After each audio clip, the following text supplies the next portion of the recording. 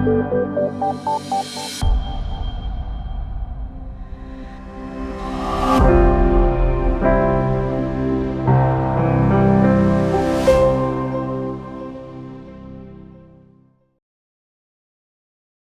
again, welcome, hello, and great to see you back at the idtalks.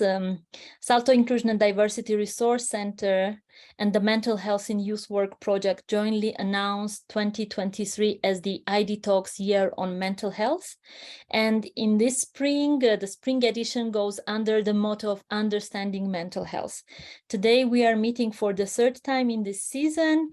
And I'm very, very happy and also honored to present you the topic of today and our speaker. So idtalks social media addiction today. You probably know that many of us and young people as well are constantly glued to our phones. Maybe it's also one of us here in the room today. Let's zoom in on social media addiction topic, see how we can identify it in ourselves and in others, and find out what are the main issues, causes, and consequences, and how does it impact our mental health and well-being. Find out what practical tools and support mechanism for youth we can offer.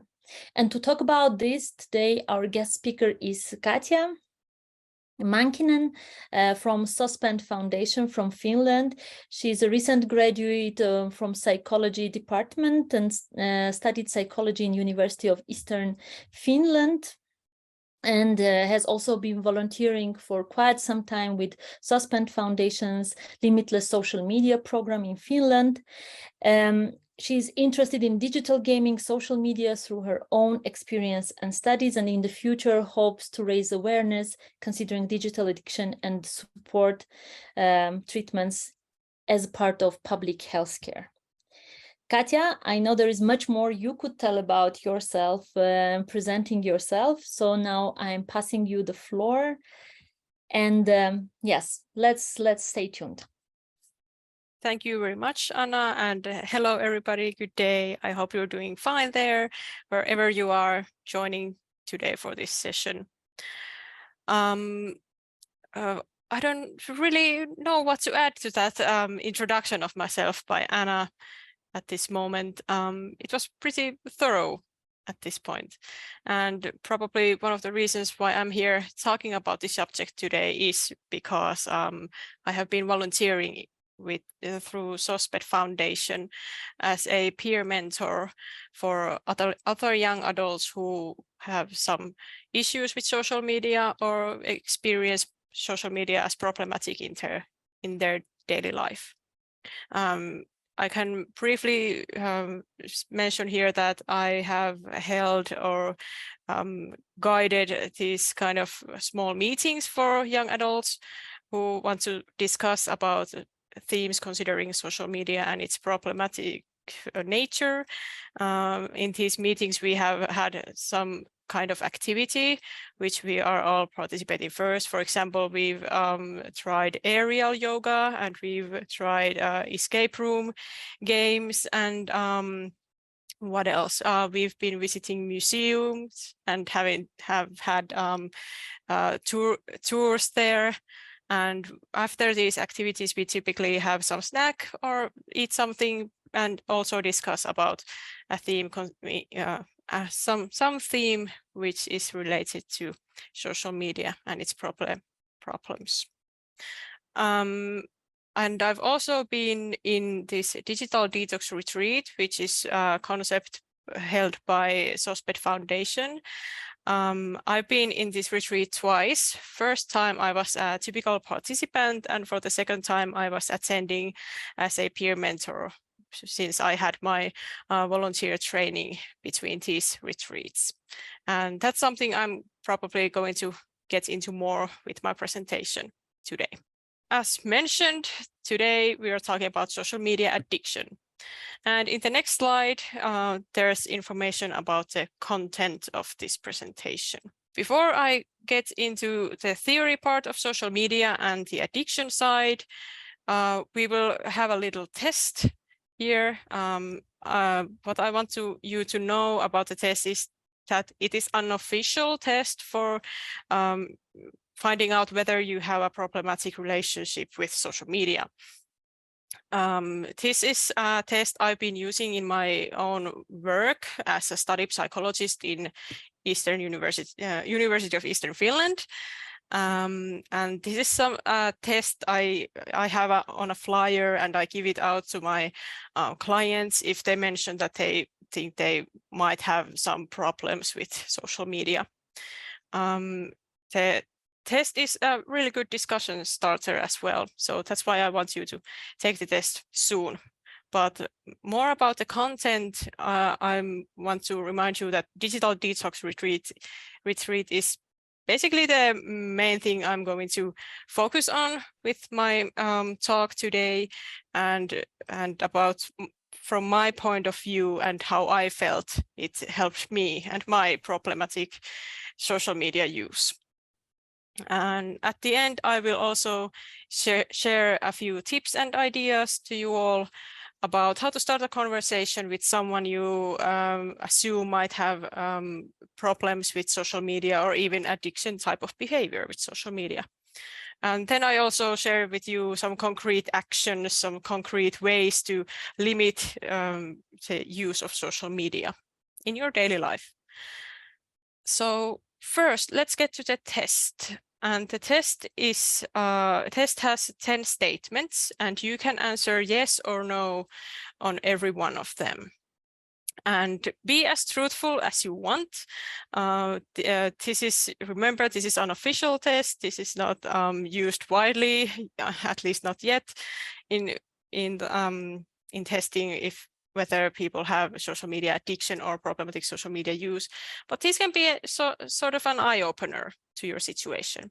Okay, so here's the first statement. Social media often affects my ability to focus.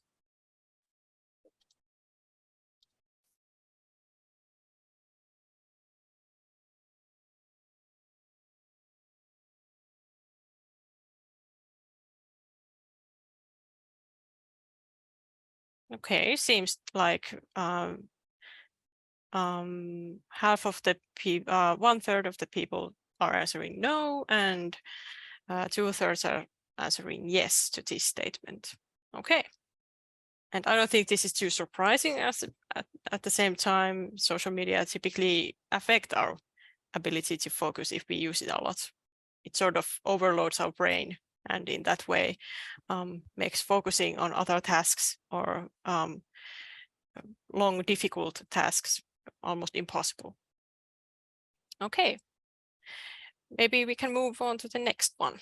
I spent too much time on planning the use of social media.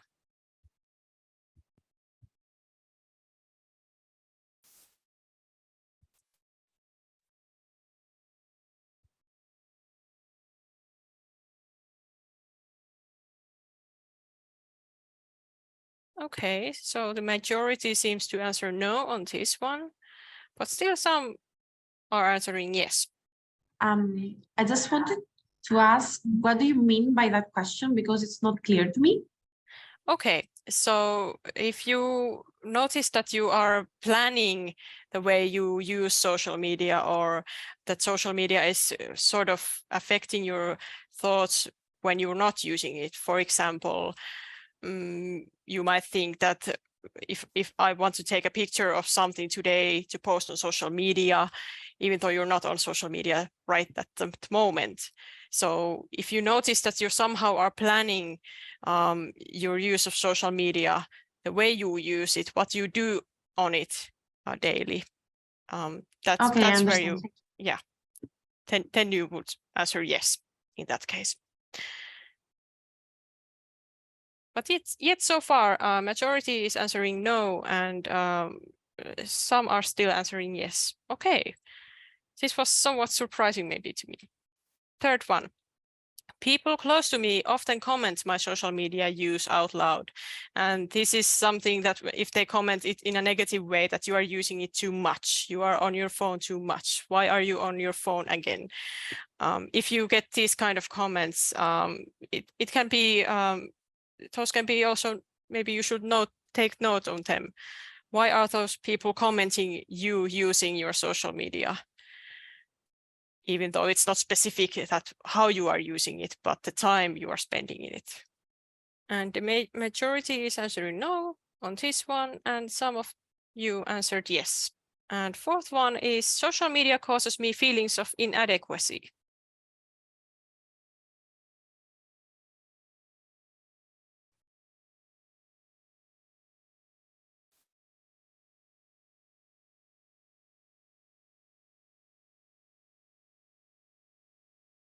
So far, yes and no answers are almost having the same number.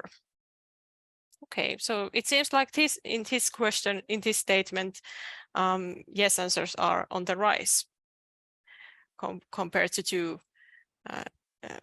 two other questions that we just went through. Fifth one, I am afraid that I will miss out on something if I am not on social media. So if you are experiencing fear of missing out. Okay, pretty even at this point. And I think fear of missing out is something that is actually not a new thing. I think fear of missing out is just more visible due to the fact that social media has made it more visible nowadays. Okay, moving on.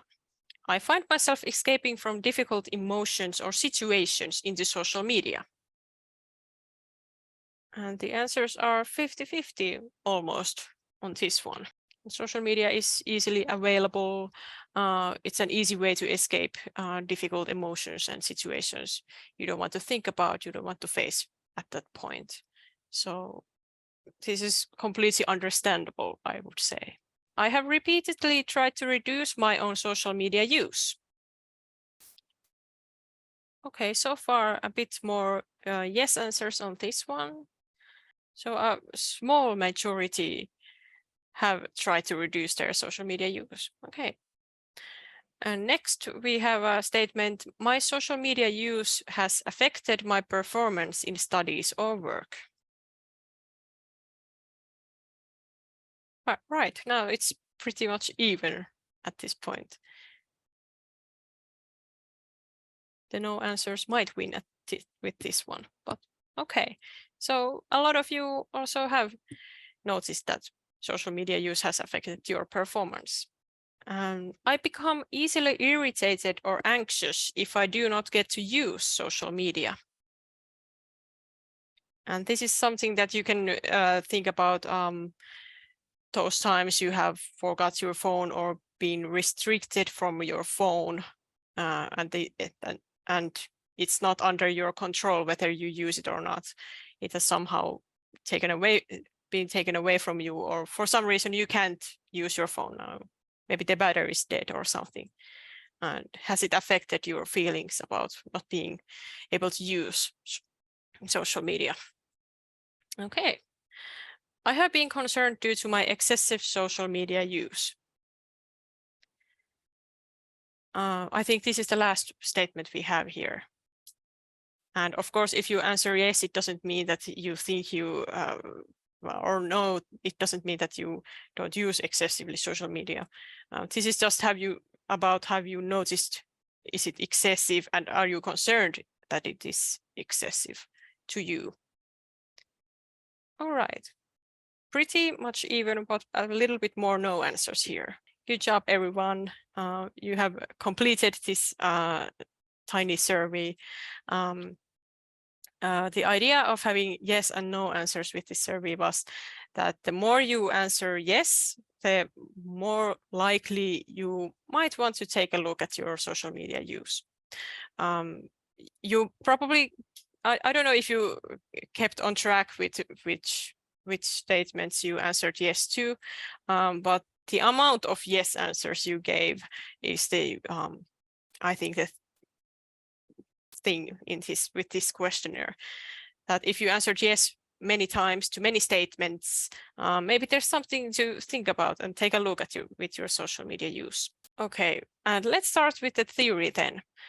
This picture is borrowed from SOSPED Foundation. I think this is a great picture at explaining what internet addictions or addictions in general are. From this picture, you can see that behavioral addictions can be shared into different behaviors, and internet addiction is one of them. And under internet addiction, there are, for example, social media addiction and gaming disorder. Gaming disorder is rather new and official diagnosis, which can be found in International Classification for Diseases Manual, version 11.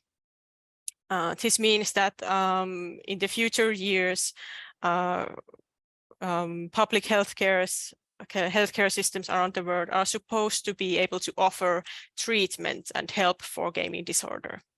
Social media addiction, however, is not yet doesn't have its own diagnosis. But what's under social media addiction is these different types of social media, using different types of social media. Yeah. And for example, content creation and sharing services are not the same as social networking sites all the time, but sometimes they can be the limits of this or borders of these different types of social medias are a bit hazy. Social networking sites is bolded here for a reason I will get back to soon. But what I would like to point out at this point is that when we commonly discuss about social media, what most people mean with social media is Facebook, Instagram, Snapchat, LinkedIn, TikTok, and Twitter. But those are basically social networking sites. And what social networking site means? What is a social networking site? It means that it's an app, a software where you create your own personal profile, which you can modify to make it look more like yourself as much as you want. And you can link with that, you can link yourself with that profile to other communities and to other people. You can create and share your own content in that platform. You can have private conversations with other people behind other profiles, and you can comment and react to other people's content in this platform. So that's basically what a social networking site means. And why it is also bolded here is because social networking sites have repeatedly, but not in all researches and studies, somehow linked with addicted behavior under social media. But this thing is something that needs more research. It's not yet so conclusive, but so far, what I understand is that when the people who are expressing addictive behavior with social media are using a lot of social networking sites. So the connection is not yet clear in what way, what happens first, and how they support each other, but some kind of link there can be noted. Moving on to the next slide. There's this, here's one way of categorizing social media. This is from Lietsala and Sirkkunen from 2008. So maybe a bit old information, but I think this is a pretty good way to categorize social media into different types. There are content creation, content sharing, social networking, co-production, virtual worlds, and add-ons. And like I said, these borders between different types of social medias is hazy, and it's changing and it's developing. And nowadays, for example, YouTube, I think it contains a lot of things from other types of social media. It's not just content sharing, it's also social networking in a way that you can chat with other people and be connected to communities. for example. And for example, some of you might know Yodel. Although Yodel is or tries to be anonymous, still nowadays you can also chat in Yodel with other profiles. Well, not profiles, because it's still the number from that certain conversation, but somehow the app is connecting that it was this number from that conversation chatting with that other number from that same conversation. So I think it's getting more into this social networking site type. And social networking sites are actually one of the largest type of social media use. And in Finland, 61% of the population use social networking sites. And when taking a look at the adolescents, the young Finns aged 16 to 34, 86% of them are using social networking sites. So I think that's a lot of people. It only shows that social networking sites are really popular. And moving on to the next slide here. Here's a few ways to recognize the addiction. And I think this is something that can be used this is a way to categorize other addictions as well. The person has a compulsive need to use social media. They have weak control over when, where, and how much social media is being used by them. They have difficulties to quit the behavior, and they experience negative consequences in various areas of their lives. So they can, what this means or what this is in concrete life and in action, it means that the person has little control over when they are opening up their phone and checking Instagram or whatever they're using their phone for. Even WhatsApp is social media, so maybe they have an issue with that, and they can't control how much time they are spending on their phone, for example. And they might even have tried to quit using social media, or try to reduce the amount of time they are spending there, but it's still difficult for them to keep that change in their life. So typically it returns back to the previous type of kind of behavior again. And these negative consequences in various areas in their lives means that maybe, or typically, if the behavior is in addiction level kind of behavior, the person is experiencing difficulties with their studies, with their work. They have difficulties taking care of themselves and taking care of their habitat, and even socializing with real life people and their close ones. So not necessarily all of these areas are facing difficulties, but typically many of them, if the social media use is on addictive level. And moving on to the next slide, here are some figures, and I want to mention at this point that these numbers are not certain and need still a lot of research, but these prevalences are approximate, and these are approximates of how many social media users are experiencing social media in addiction level, and how many of social media users are experiencing their behavior as problematic. And problematic use is not necessarily addiction type of use, but problematic social media use can turn into the ultimately problematic kind of behavior, which is the addiction. And looking at this prevalence with social media addiction, 2 to 5%, it can seem small number, but in a country size like Finland, this still would mean tens of thousands of people, and that's not a small number at all, right? But with problematic social media use, this is something that I think it gets more interesting, because the prevalence of problematic social media use is so high. It can be almost over 1/5 of the people, the population who are using social media. And that is a lot. Problematic social media use, of course, means that the person doesn't have, maybe they experience some of the negative consequences in their life, or maybe they have a problem with controlling when they are using social media, something that they can probably fix easily, but it still takes some work and time as well. But we need more research on what this means, how do this addiction and problematic use,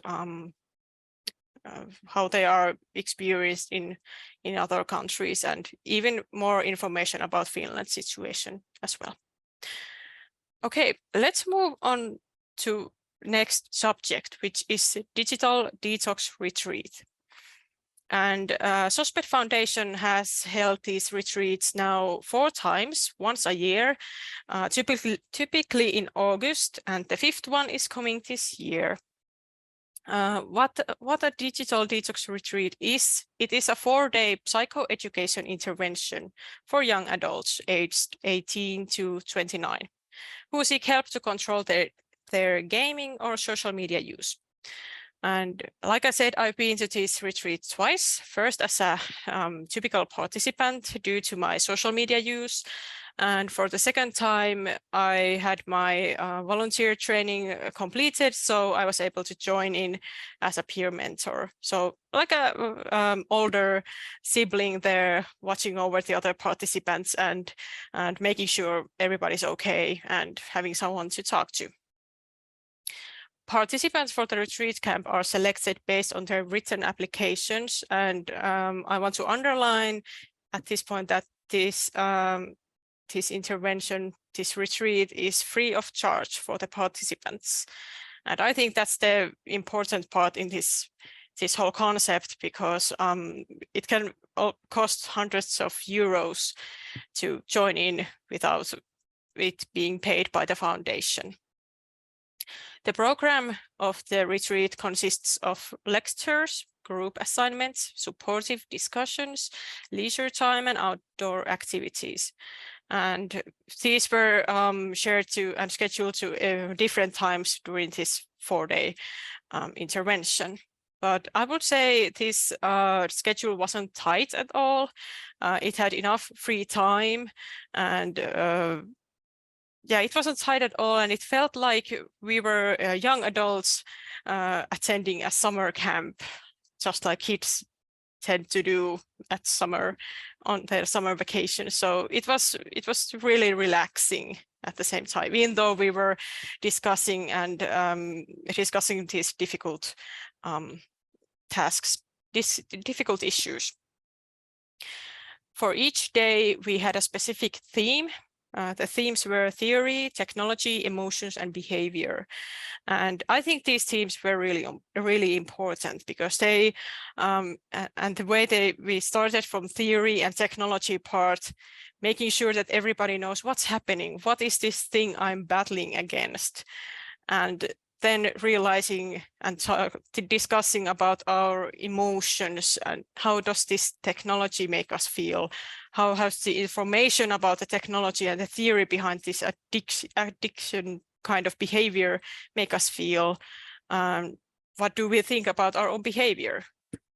And that's I think those are the keys for the change in our behavior. Electronic devices are only allowed for 45 minutes per day in the evening. This time was set right after dinner, but right at the beginning of our own leisure time, which everybody was able to spend any way they wanted, but they had a device time of 45 minutes only.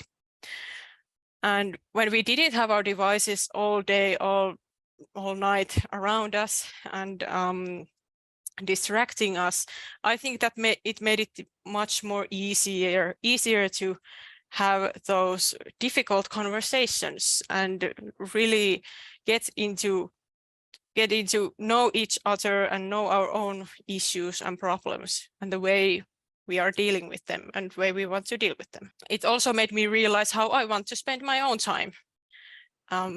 When I realized that 45 minutes was way too little for me. But let's get into that with the next slide. So before the first retreat I attended, my screen time varied from 5 to 7 hours per day, and I felt that that was a lot. I spent 5 to 7 hours per day basically doing this and doing this and doing this, and it didn't really contribute to anything that was important to me in my life at that moment. The first retreat I went to was in 2021, so we were still in the middle of pandemic, or well, kind of getting over it, but still not fast enough. So I think it was also pretty normal at that point to try to get those social interactions and social communities through being online and from social media. And because there were restrictions and there was basically every social life, every social thing outside home was denied. I was also doing my studies, so I didn't basically have any sort of strong connection to going outside, getting outside and doing things that are important for me, for my well-being. So it was easy to just slow down and be passive and be on my phone. My phone was the first thing in the morning I looked at, and it was the last thing in the evening I looked at. And sometimes during nights, I would wake up and look at my phone because it felt important at that time. Social media kept my focus away from important tasks and my studies. I was doing my master's thesis at this point. Luckily, I had a partner to do it with, but he wasn't much of an enthusiastic student either, so it wasn't there wasn't a social pressure for me to be active with my studies either. I felt tired, I felt passive, I found out myself being out of focus due to my phone. Like I said, mentioned briefly earlier, my phone and typically social media sort of overloads our brain in that manner that these kind of spontaneous thoughts and reminders don't get to pop up from all that stimulus which is just being fed to our brains. And how this was visible, it was visible in a way that I forgot a lot about things I was supposed to do. And it's okay that you sometimes forget what you were doing when you enter a room, but when it happens 3 times while you are going into that room and trying to do the task, I noticed that this maybe isn't normal. This isn't maybe something I want to keep up with. I was really concerned about the world situation. I was doom scrolling. This might be a new word for some, so I'm explaining it briefly here. With doom scrolling, instead of feeding your curiosity about a certain thing or something new by reading news and information through online, you are instead feeding your anxiety and depressive feelings. So like the more you scroll on and try to get more information, you get more bad feelings. And knowing more makes you feel bad. And that's something that happened with pandemic on my life. And I also experienced fear of missing out a lot. Well, I think that kind of explains itself. You can't go anywhere, but you still see some people through social media hanging out and doing stuff and thinking, wow, I'm missing all that and I'm just here and this is sad. But at least I know that they are doing that stuff, and so I think I'm part of it, and that's important to me. Yes, at that point it seemed like it was important. And I had I lacked a lot of self-esteem. I felt like, is this just me? Is social media an issue with me? Okay, so after the retreat and while I had the other retreat as a peer mentor a year later, Nowadays, my screen time varies from 1 hour to 4 hours per day. Okay, I still have those bad days when I'm sick or I'm just not into doing important things, and during those days my screen time is high. But I know that that's just something that happens sometimes, and I'm not blaming myself for that. I think it's just humane. But typically it's from 1 to 4 hours. I feel like I have better control over my social media use at this point. I experience less FOMO and I do less doom scrolling. Through those retreats, I also realized my own life values. What is important to me and what I want to do with my time. Do I want to spend it staring at the screen? Could I do something more productive, something more meaningful for me? So I found my interests and abilities through these retreats. Today, I also have more strict time slot for the use. No, it's still not the 45 minutes, and it's not always in the evening, and it's not perfect, but it's better, getting much better, because I now know how to restrict using social media as much. The content of my social media also supports my well-being much better right now. About this, I'd like to mention that I found out in the retreats that I followed interesting profiles. I followed activists who are, I think, doing a good work for an important cause. And it felt important for me to follow them, to see what they're posting, reading about the injustices in this world, know more about the bad side, of course, because I wanted to be a realistic person about this, about how the world is going on, what is happening. But it wasn't supporting my well-being because I wasn't able to control when and where I was seeing this information. It was every time I opened Instagram and somebody was posting something and opening up, and it would make me mad and angry and sad even. Why is the world like this? And in the retreats, I realized that 45 minutes wasn't enough for me. I was running through the stories on Instagram. I didn't have the time to read every post these profiles had posted, and which I felt were important. And that made me think that, why isn't 45 minutes enough for me?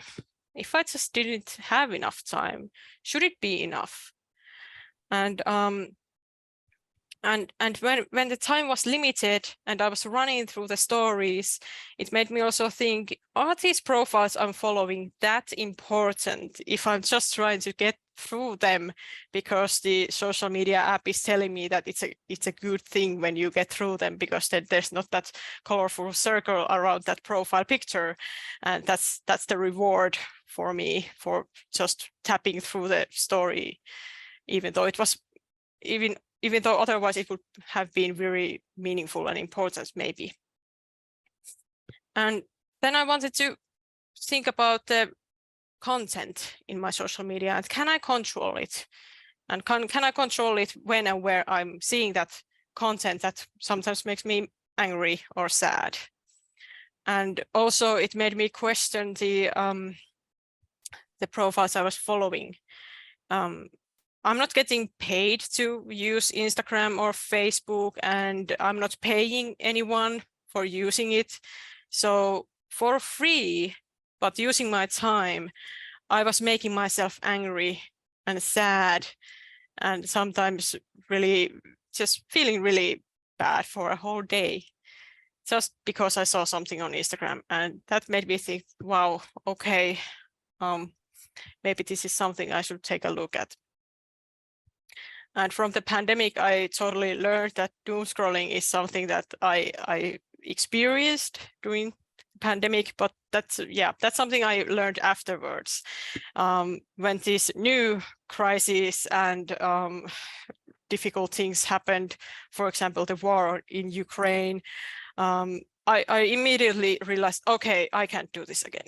I don't want to follow any news outlets daily or even know more information and look up what is happening. And so, okay, now I have to restrict this. I don't want to do that again because it will make me feel sad, anxious, depressed. I have to restrict it. So that's something I had to experience before I realized why it was bad for me. Okay, on the next slide, we have the outcomes of this digital detox retreat. Here are answers to self-assessment forms by 22 participants. And as you can notice, the retreat was really great from its outcomes. The participants found new spare time activities, they found new perspective to their situations, their understanding of internet addiction got to just grow. They found courage to speak about their problem and reach some of their goals they had set for themselves. They also felt understood. They felt the atmosphere was encouraging. They got support from the others and even made new friends. And I think these outcomes are just really promising for this kind of like treatment or intervention. Now we still have a little bit of time, so let's take a look at what you can do for this subject for social media addiction or problematic social media use. Like I said, those test questions in the beginning are really good conversation starters. And here are a couple of more. Especially open-ended questions are those which can give you the most interesting answer, because the person typically has to think about what they will answer, because it's not just yes or no. But here are a few of those as well. Have you been concerned about your screen time or time spent on social media? What are the most important and the most used apps or social media apps for you? Are you managing with your studies or work nowadays? What things seem to slow you down or derive you from your duties? Are you aware of your screen time? Does it feel like a lot or enough? And what would happen if you forgot your phone when leaving home in the morning? How would that make you feel? So answering these questions might give you some kind of picture about your clients or your closed ones' perspective on their social media use. On the next slide, we have a few concrete actions, concrete tips and ideas you can use and use in on your own social media, or just tell on and to others what to do with problems with social media. And you can be really creative. This is not everything. You can also create new ones. Use black and white screen setting. It can be also found under grayscale setting. Turn off the notions, sounds, and the vibration of your phone. And put some time limits for the apps you are using. Especially the first two ones are easy way to make your phone less interesting, less rewarding. And the time limit is just, well, a concrete way to limit the time you are using on an app. This can be typically found on every phone's settings, or there are also apps for this. You can download an app and decide which apps you want to limit from your own use. And here's a wild card. I suggest you try this at least once or with one app. Delete the most time-consuming apps from your phone and use them as a desktop versions. And I can assure you that Instagram stories or Facebook stories are not as fun on desktop versions on a computer rather than rather than as an app on your phone. And especially TikTok, I imagine it can be really boring as well. You can also try creating an uncomfortable spot for you in your home where you keep your phone. when you are spending time at home. This spot can consist of your battery charger and nothing else. It can be behind a door, or there should be a comfy chair, or your bed close by. It should be really stripped of everything comfortable, and then you have to make a rule that you use your phone right on that spot every time you are home, or at least every time you are charging your phone there. So if you want to look at your phone, you have to be on that uncomfortable spot. And this is something I'm actually actively doing. I'm doing things old school. I have a physical alarm clock. Well, I don't have a notebook, but my groceries list is typically on paper instead of being on a phone. And I do have a wall calendar, actually. So try to get back to those activities where you don't actually need your phone. Let your phone be the device you keep connected to other people with calling or texting on WhatsApp or whatever, but leave all the other aspects out of it. And spend time without your phone. Find those interests you have. Find what's important to you. There are a lot of activities where you can leave your phone out naturally. For example, I'd imagine nobody's taking their phone out while swimming in a pool or running really fast. So you can find interesting things to do without your phone naturally.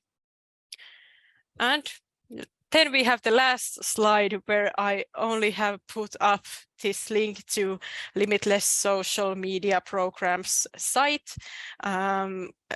Do take a look at their site. There's this some of the same information I have shared here today with you, but also more information, of course.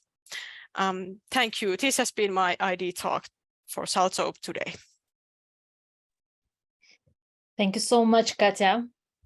It is amazing how many times I was catching myself on this idea that, oh my God, this is about me.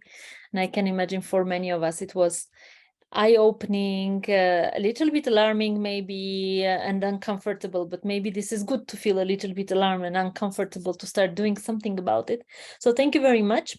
With the team, we kind of made a decision that since there are already quite some questions in the chat, let's take them first and see if we can go to small group discussions, probably not because of time restrictions. So this is also an invitation to ask maybe more questions in the chat, and let's see how many we can take. I would also like to remind us that you will get the recording of this video, but also the presentation, the PowerPoint presentation of Katja will be available for you, as well as an article that she will be writing after this ID talks. So if you are missing out on any of this information, you didn't take note of it, I also do things old school, writing things on paper. So you will have a chance to get it back again. And now maybe to bring to your attention some of the questions that we already have in the chat. One of the questions was about one of the Mentimeter statements. The statement number 4, which was social media causes me feeling inadequacy. And the question from Eleni was whether this is about our digital skills. So I feel inadequate because of my digital skills, or on a personal level. So this is one question. Maybe if you could answer this first, and then we can go to the next ones. Yeah, that's a good question. I personally hadn't thought of that statement, that it can be thought in those two ways. But to me, I think it means about the personal level. So this feeling that you're not enough, you're not, yes, you don't live up to a certain standard. Yes, that social media is presenting me life I want to or wish to achieve, which I am not living right now. Thank you very much. Another interesting question followed your presentation about this detox retreat. That was really inspiring one. And the question is from Anna from Poland. Do you think it is okay to allow participants of a detox retreat to use their mobile devices at all during the 4 days? Why is it the decision to use it for still these 45 minutes a day? Well, that's a good question, and interesting finding or interesting thing that I noted in these retreats was that there was always at least one participant who denied using their devices at all. Even though they had the 45 minutes time available if they wanted to, they still denied using their own devices. And that's, I think it's good that there is the choice, because denying the device completely would be emotionally really difficult. And it was to some people. To some people, 45 minutes was emotionally hard and difficult. So I think that giving the option to use the device for at least 45 minutes per day is something that, well, also to me is a wake-up call. That what do I think of this time? Is it enough for me? Why isn't it enough for me? Could I do without it? How important it is that I have this 45 minutes right now. So, and I think it's just trusting the person's own judgment here. Do they want to use their device? Do they want to use it for the 45 minutes, or do they need only 20 minutes to make that call to home? How do they want to use that time? Or is it better to just let that device off totally and experience that? Mm-hmm. Yeah, thank you very much for the explanation. There is a request for some possible numbers. Do you have any studies or numbers on how much an average person uses social media each day, especially young people, but also the rest of the population? Is there any place we can go and look for statistics? I wish I knew an answer to that. Unfortunately, I am not sure where to find these statistics, especially considering other countries. I do know that last year in Finland there was this survey called Social Media and Adolescents. I'm not sure if it can be found in English, but I do recall from that survey that young people on average from 13 to, was it 29 years old, use social media from 15 to 20 hours per week, and use internet from 35 to 42 hours per week. So, and so that's a lot of time, but of course we have to remember that also in that population, in those participants, there are people who work with computers or need internet to work. So they most likely have that time also visible in that survey. But yes, the average person who answered that survey was 19.2 years old, and yes, spent 15 to 20 hours per week on social media. That would make almost 3 hours a day, every day. It's a good part-time job. Yes. Thank you very much. There is a lot of words of appreciation of you sharing your personal story and openly telling about your situation. My question, maybe before we pass to the other questions from participants, would be, as a youth worker, when I notice this problematic social media behavior in young people, what would be a good way to approach? Where can I start? Not to be on one hand judgmental, but also at the same time not ignoring the problem. Right. Really good question. And I think maybe a good way approaching this issue would be asking, what are they doing with social media? Who do they talk to? What is the most time-consuming app for them? And that's something I also ask from my clients when they point out that they are spending time on their phone. I ask them directly, what are you doing on your phone? Are you looking for a certain, watching videos, or are you chatting with your friends? Is the phone interrupting you? Typically, that's the point of view they want to discuss about their social media use, that the phone is somehow interrupting their work or studies. And then we start going through that. Why is it interrupting? What is interrupting you there? And it's not about asking, why are you being interrupted? But it's about, that device you have, how is that affecting you? Could you tell me more about what you do there? What is important to you? How does it feel to use that device and those apps? What do you like to watch in there? What kind of chats do you enjoy experiencing with your friends, or do you have groups with which you discuss about daily? So I think it's the easy way, or well, the easiest way to approach the issue is being interested genuinely expressing interest, being interested in how the person is using their device. Thank you very much. And I also hope that maybe these questions that are coming from the audience can also give you some more ideas for some resources in the article, because we will share the article. Maybe this is something where we can find a little bit of follow-up reading. We have a really interesting question from Pablo here. You were mentioning about this feeling of missing out, FOMO, so to say. How can we work on that feeling? What can we do about it? That's a big question, I notice. What can be done about FOMO? Well, first of all, not all of the social media users recognize that they are feeling the fear of missing out. Sometimes noticing that the fear of missing out is the reason they are using social media so much can be an eye-opener.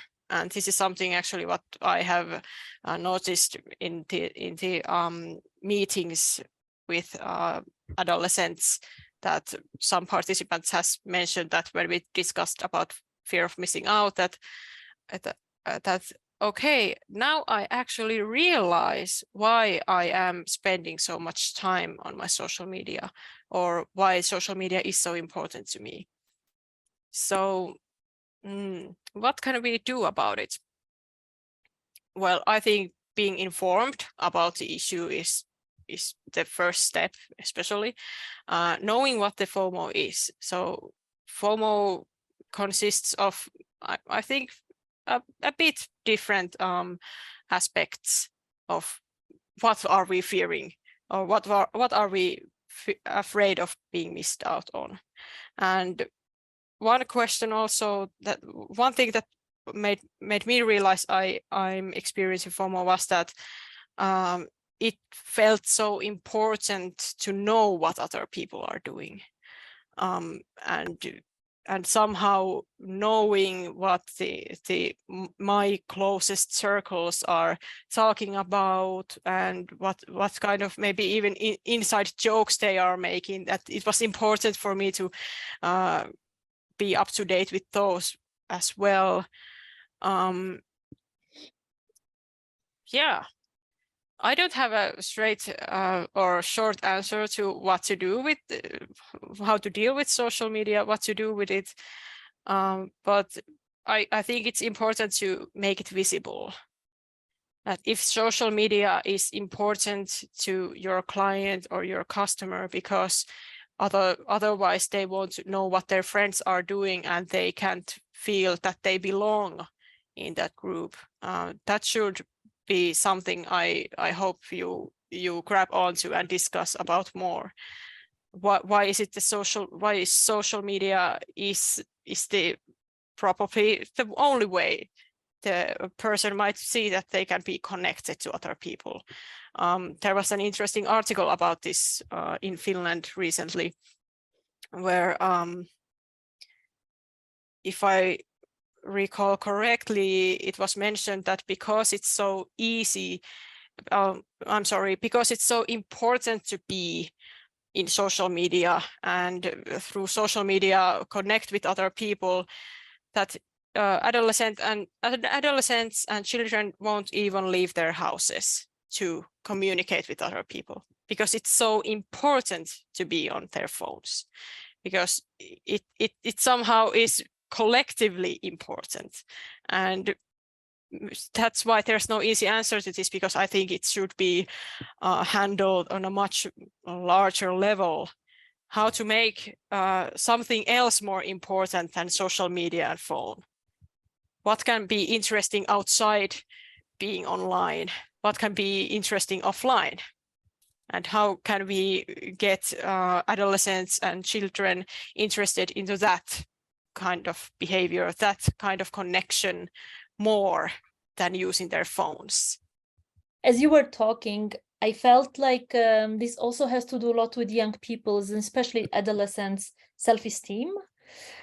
Is there any way that, since they're already on social media, we use it for some positive purposes? I don't know even how to formulate this question. Is there any positive use of social media that we can encourage, if it is so hard maybe to discourage giving up social media altogether? You were mentioning the words connection, belonging, and I feel like this is maybe something that we can build on, or not, or any social media use is bad. Well, I don't think every social media use is bad.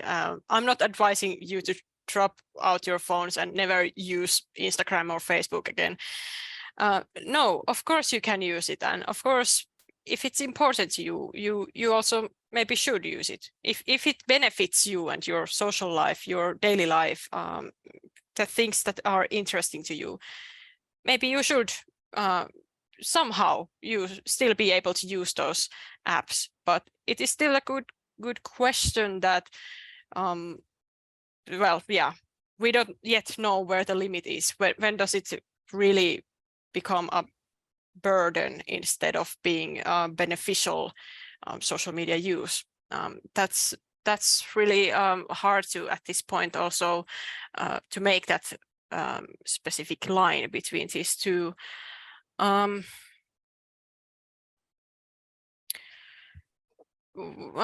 I've noted that many young people have mentioned that social media benefits them.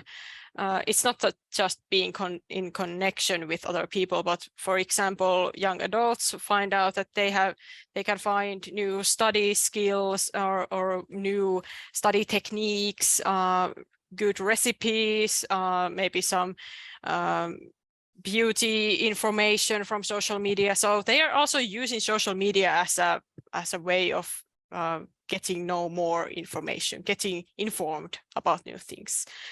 And I don't think that's necessarily a bad thing. Of course, misinformation is another conversation completely.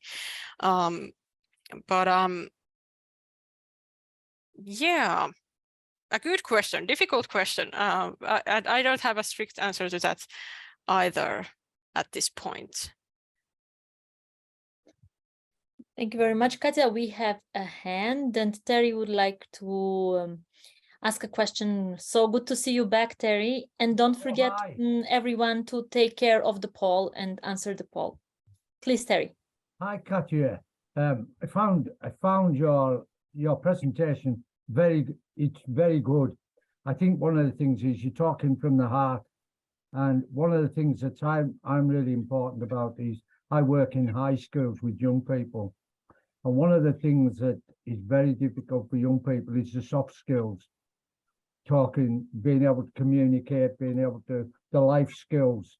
And I think sometimes you have to journey with them on the life skills. So my question is, though, during the pandemic, we were very lucky to have Zoom meetings with young people. And I think Zoom has broken down. These guys know I wouldn't even have any contact with Europe unless I had this. So I think sometimes people burn out on social media. Do you understand? And I think sometimes it's about trying to, I don't want to knock social media, because it's a fantastic way when you're a youth worker working with young people. But I think sometimes people, do you think it's a good influence or a bad influence? I know that's maybe a strange question to ask. So the question was about whether the social media has a good or bad influence. Yeah. Yeah, that's a good question. Thank you. And also this is something that also I don't think can have I don't have a simple answer to this. No. But yeah, you're correct. I'm with you with that point that because of pandemic, social skills were on decrease, and people were finding it hard to leave their home and have again those meaningful discussions one-on-one, face-to-face, and yes, it can have a bad influence. Social media can have bad influence on social skills on young people, but at the same time, giving that stigma to all social media would also be pretty wild, I think, because it still has that meaning in young people's lives, in even older people's lives. It is a way to connect. At the same time, it is a way to disconnect in a way. We can connect with people who are away behind long distances, but with social media, we can also build a barrier around us and not have real connections. So it's a two-edged sword, I'd say, at this point. And that's why we need more research, we need more information, we need more guidelines, even restrictive laws for social media, and who and how it can be used. Thank you very much. I don't see any more questions coming in the chat. I just wanted to let you know that these questions from the chat will be sent later to Katja and to Inspire and Inform, the article that she is going to produce based on the same topic that will come into your mailboxes together with all the other outputs of our ID talks. And one of the most looking forward to outputs of the ID talks right now is ready. Probably you forgot about Olaja that was tirelessly working in the background, but we haven't. So Olaja, it's your time to shine, please. Thank you so much, Hannah. Can you let me know if you hear me? We do hear you. That's amazing. Thank you for the always amazing introduction. I feel very flattered. And I have to say that I was absolutely into the drawing and listening to all of you and your reflections, that I almost missed the time of my presentation and now very quickly exported the draft visual that you are seeing now on the screen. So yeah, I also, the same as what you mentioned, I also related a lot with all these feelings, all these symptoms in a way of our relationships with the phones, with the internet, with the online world, let's say. So yeah, I captured here some ideas, some examples, also connected with the sections that Katja was presenting in the beginning. So what is addiction? What is a problematic use? And then also a very interesting discovery with this doom scrolling. I didn't know it had a name, and it's always nice to put a tag to things and to put a name to the things you feel. So it's a very interesting discovery personally, also for me as also a viewer. And yes, then we will have a bit more on the how to deal with social media addiction also from the article, and I will harvest even a few more nuggets, let's say. But you will have the final version of the visual in just a few days in your emails. For now, this is the first taster. Thank you very much, Olaja. As always, you keep surprising us with how it is possible for the brain to listen and to produce it at the same time. Katja, now back to you for the final words, maybe some concluding thoughts before we call the day, please. Yes, thank you. And the graphics look great. Well, in conclusion, I would say social media is here to stay. We cannot avoid it. We cannot leave it without attention, but there are still things we can do to fight the addiction of social media. We can still do something to prevent it growing and being a huge issue in our societies. Thank you very much. And for everybody following us online or on YouTube, we will come back in exactly 2 weeks, every second Wednesday, 1 p.m. Central European Time. Looking forward, please follow our social media channels for more information and for the outputs after each talk. This much for now. Bye-bye.